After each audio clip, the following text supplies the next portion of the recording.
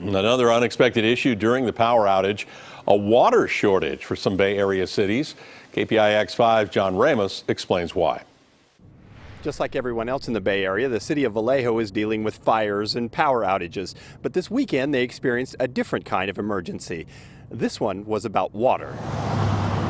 Much of Vallejo is without power tonight, but officials have planned for that by installing a backup generator at the city's water treatment facility.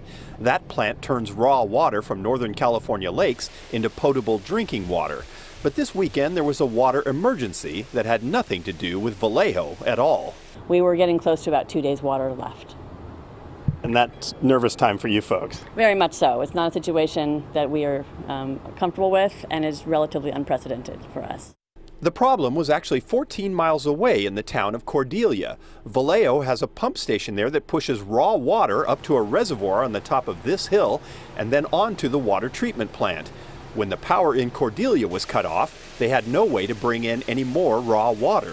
We weren't warned that it was a potential until Thursday, and so that's when we started working to acquire a generator. But because these generators are so large, they are hard to find.